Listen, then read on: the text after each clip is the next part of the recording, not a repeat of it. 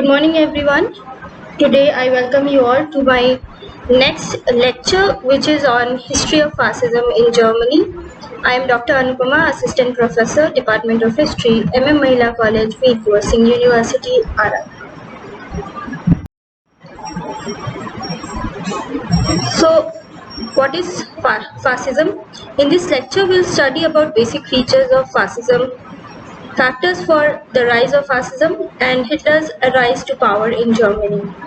1919 से 1945 के दौरान एक नई राजनीतिक शक्ति का तेजी से उदय और पतन हुआ, जिसे फासीवाद के नाम से जाना गया। ये 20वीं सदी की सर्वाधिक विनाशकारी घटना सिद्ध हुई। फासीवाद शब्द इतालवी शब्द फासियो से बना है, जिसका अर्थ है बैंड, लीग या संघ। राजनीतिक अर्थ में इस शब्द का सर्वप्रथम प्रयोग गली मोहल्ले के उन उपद्रवी समूहों के लिए किया गया जो प्रथम महायुद्ध के बाद इटली में उभरे। इसका आरंभ सुधारवादी आंदोलन के रूप में हुआ था और फिर ये एक राजनीतिक मनोवृत्ति और एक जन आंदोलन बन गया। इसकी शुरुआत इटली में हुई और फिर जर्मनी में इसका प्रसार हुआ। जर्मनी में नाजी नाम राष्ट्रीय समाजवादी जर्मन कामगार दल से बना। इस दल की स्थापना लगभग आधा दर्जन लोगों ने 1919-20 के दौरान की थी, जिसमें एडोल्फ हिटलर भी एक था। हिटलर के नेतृत्व में इसका विकास फासीवादी आंदोलन के रूप में हुआ। It is a very harsh control of authority from the government in which people are not allowed to disagree with the government. Radical authoritarian nationalism from the 20th century in. What are the basic characteristics of fascism? फासीवाद की कुछ विशेषताएं इस प्रकार से थी। पहली, फासीवाद सरकार की व्यवस्था का नेतृत्व एक तानाशाह के हाथ में होता था, जिसे अमोघ माना जाता था और उसके पास संपूर्ण सत्ता थी। नेता के प्रति भक्ति की भावना फासीवादी कार्यक्रम का एक अनिवार्य भाग था और इसके शीर्ष पर एक व्यापक अधिसंरचना आरोपित की जाती थी। यह आंदोलन काडर पर आधारित था और इन काडरों का लोकतंत्र से कोई संबंध नहीं था। इन काडरों की स्थापना उत्क्रमता के आधार पर की जाती थी और जिससे नेता और राष्ट्र के प्रति निर्विवाद रूप से आज्ञा पालन की उपेक्षा या मांग की जाती थी। आंदोलनों में राष्ट्रीय पुनर्जन्म और पुनरुद्धार को लेकर एक मूल संकल्पना निहित थी। साम्यवाद और लोकतंत्र के प्रति इनके मन में केवल तिरस्कार का भाव था। फासीवाद राज्य ने जीवन के सभी पहलुओं, राजनीतिक, सामाजिक, सांस्कृतिक और आर्थिक पर संपूर्ण नियंत्रण करने का प्रयास किया। फासीवाद आंदोलनों ने राष्ट्र को एक निर्विवाद प्राथमिकता प्रदान की। उन्होंने इस बात पर बल दिया कि इतिहास में राष्ट्र की पूरी नियत भूमिका थी और राष्ट्र का अतिरिक्त भूभाग हथियाकर और पर्याप्त प्राकृतिक संसाधन प्राप्त करके जन कल्याण को बढ़ावा देना चाहिए। फासीवादी राज्यों ने राष्ट्रीय श्रेष्ठता के सिद्धांतों का प्रचार किया। उन्होंने हमारे भीतर की अच्छाई और श्रेष्ठता को पहचान लिया, जिसकी तार्किक परिणति यह थी कि उनका अन्य को बुराई से जोड़ा गया। जातीय श्रेष्ठता की यह कल्पना हिटलर के अधीन यहूदियों को समाप्त करने के सांकेतिक प्रयास के रूप में सामने आए।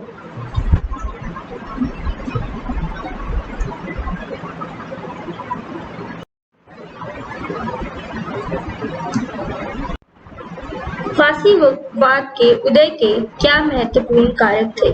आर्थिक कारक। महामंदी का प्रभाव। महामंदी से बहुत सारी बेरोजगारी हुई और इस आर्थिक अव्यवस्था ने राजनीतिक व्यवस्था को हिला करके रख दिया और साथ ही साथ उसे कमजोर भी किया।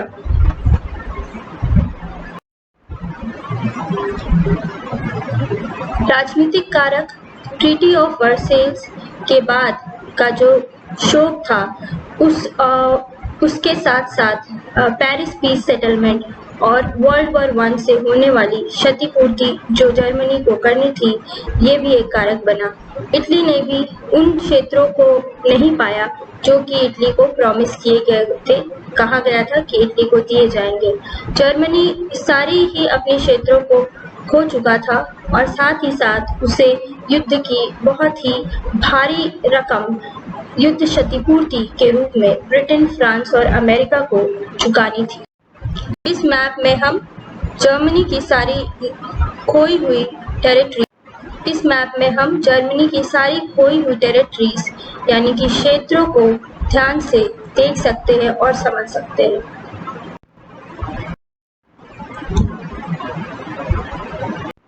फासीवाद के उदय का एक बहुत महत्वपूर्ण कारक था साम्यवाद के प्रसार से डर। एक सीमा तक फासीवाद उन लोगों की घबराहट का परिणाम था जो साम्यवाद से स्वयं को भयभीत व असुरक्षित में अनुभव करते थे और गैर साम्यवादी विकल्प चाहते थे।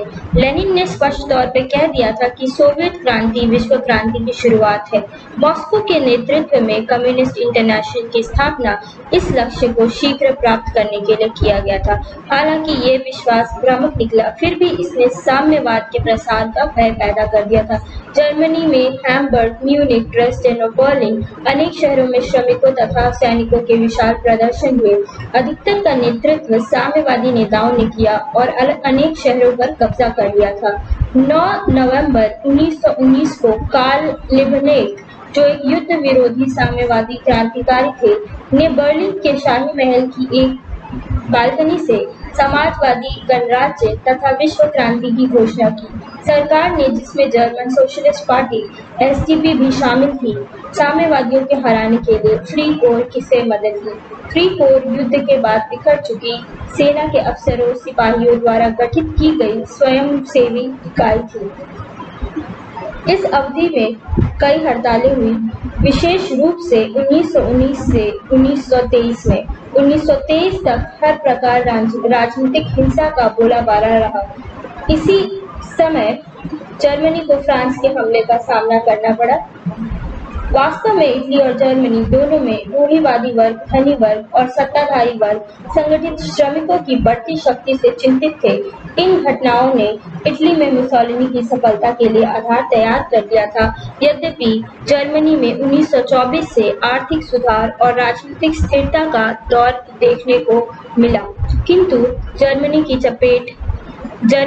जब जर्मनी के मंदी की चपेट में आने के बाद हिटलर सत्ता में आ गया। दूसरा महत्वपूर्ण कारक है 1919 के बाद समाज के विभिन्न वर्गों का समर्थन। फासीवादियों को समाज के विभिन्न वर्गों का भरपूर समर्थन मिला। मूल समर्थन अनुभवी सैनिकों की ओर से आया, जिन्होंने 1919 की शांति संधि द्वारा स्वयं को छला हुआ अनुभव किया और जिन्हें युद्धोपरांत स्थिति में कोई भविष्य नहीं दिखलाई दे रहा था। निचले मध्य वर्ग, विशेष रूप से छोटे खुदरा व्यापारी, कारीगर, श्रमिक, सबने मिलकर फासीवादी समूहों को मुख्य आधार प्राप्त किया। मजदूरों के एक बड़े भाग ने नाजी दल को समर्थन दिया। विशेष रूप से 1929 में जर्मन समाजवादी दल का प्रभाव समाप्त होने के बाद इतिहासकारों ने शोध के दौरान ये भी पाया है कि मुसोलिनी और हिटलर दोनों को किसानों के ऊपरी वर्ग तथा छोटे जमींदारों का समर्थन प्राप्त था। उच्च वर्गों ने, जिसमें बड़े जमींदार, व्यवसायी और उद्योगपति शामिल थे, इन्होंने भी जर्मनी में नाजीवाद का समर्थन किया। इनके समर्थन का मुख्य कारण था वामपंथ का भय। इन्हें इस बात से भय था कि बोल्शेविक प्रकार की क्रांति पश्चिमी यूरोप में भी हो जाएगी, जिससे समाज में उनका विशिष्ट स्थान खतरे में पड़ जाएगा। उन्हें आशा थी कि मुसोलिनी और हिटलर राजनीतिक स्थिरता प्रदान करेंगे, कानून और व्यवस्था बनाए रखेंगे तथा अनुशासित और संयमित कार्यबल प्रदान करेंगे। संसदीय लोकतंत्र में निष्ठा की कमी। आम लोगों ने लोकतंत्र व संसदीय व्यवस्था के प्रति सकारात्मक समर्थन प्रकट नहीं किया। दूसरी ओर प्रथम विश्व युद्ध के बाद राजनीतिक अराजकता और सामाजिक विकल्प के कारण अनेक वर्गों ने अपने शक्तिहीन लोकतंत्र का परित्याग कर दिया और सशक्त सरकार की उस संभावना के प्रति आकर्षित हुए जिसका आश्वासन फासीवादियों ने दिया था। राजनीतिक दलों ने पूरे राष्ट्र के कल्याण को और अपने संकीर्ण दलगत हितों से ऊपर नहीं रखा।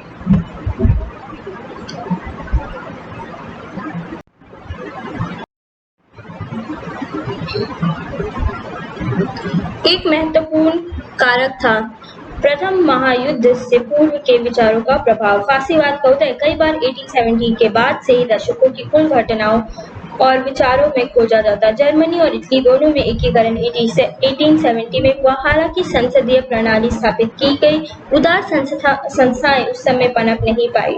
जर्मनी में कुछ लोगों ने एक ऐसा क्षेत्र प्राप्त करने की बात शुरू कर दी जहां के संसाधन लोगों को स्वस्थ लोग बनाएंगे और उनकी आर्थिक समृद्धि को बढ़ाएगा। इस क्षेत्र को लबनसराम कहा गया। छोटे किसान और कारीगर जो तेजी से हो रहे औद्योगिकरण के दौरान कुशल प्रौद्योगिकियां अपनाए जाने के कारण लाभान्वित हुए थे, इन विचारों से प्रभावित हुए। इस दौरान समाज के कुछ भागों में एक बौद्धिक क्रांति भी हुई जिसे बाद में आधुनिकता कहा गया। प्रबल उदार मूल्यों पर हमला बोला गया। व्यक्तियों के अधिकार, प्रगति व उन्नति करने के लिए तर्क तथा विज्ञान की शक्ति तथा नकारात्मक आदि मूल्य शामिल थे। एक और महत्वपूर्ण कारक है प्रचार कार्य में अभूतपूर्व सफलता। ये उल्लेखनीय है कि फांसीवाद जैसे आंदोलन का उदय एक विकसित प्रौद्योगिकी दृष्टि से उन्नत आधुनिक समाज में हुआ। जर्मनी और इटली में तथा अन्य राज्यों में जहां तानाशाही पांव जमा चुकी थी, भीड़ को अपनी नेताओं को सलामी देखते हुए दिखाया जाता था। अभी भी हम उन विशाल रैलियों की फुटेज देख सकते हैं। जो रैलियां लोग रंगमंच के रूप में आयोजित की जाती थी, उसमें उत्तेजित भीड़ उन्मादित होकर अपने नेताओं का अभिवादन करती थी। इटली में ड्यूस और जर्मनी में हेल हिटलर कहकर लोग अपने नेताओं को सलाम करते थे। भीड़ के संदर्भ में ही व्यक्ति को महत्वपूर्ण माना जाना चाहिए।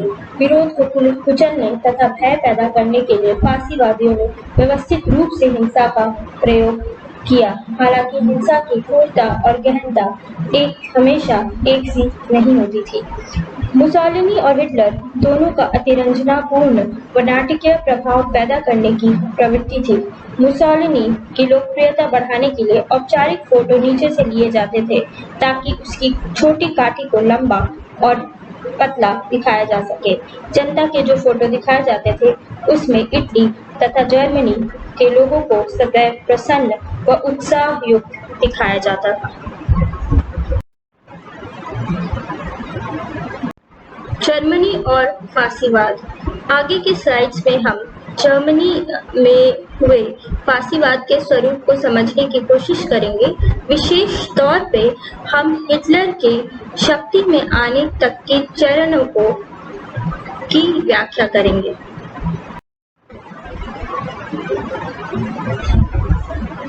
हिटलर का जन्म 20 अप्रैल 1889 में हुआ और 30 अप्रैल 1945 में उसका निधन हुआ।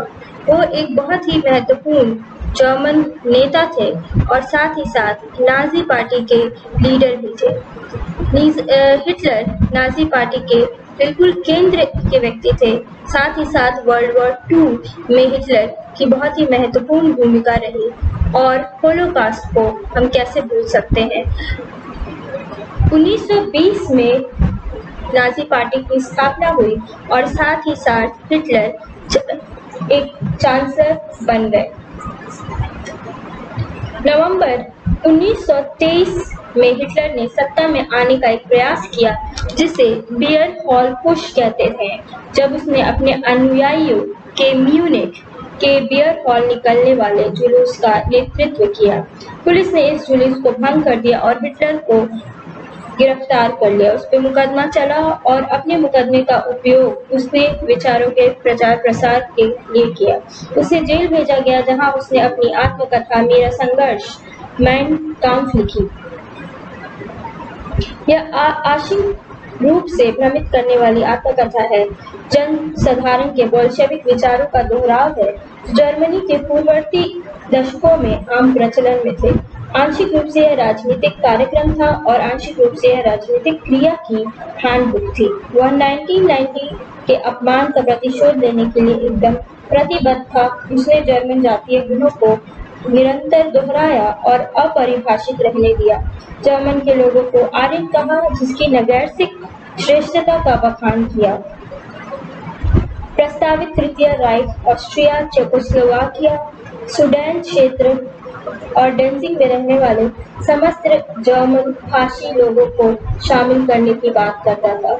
उसने ये तर्क दिया कि जर्मन लोगों के स्वस्थ विस्तार के लिए जर्मनी में स्थान का अभाव है और इसलिए उसने लबन से सराम अर्थात ऐसे क्षेत्रों की प्रतिपादना की जिसमें बाहर के रहने वाले जर्मन हकदार थे।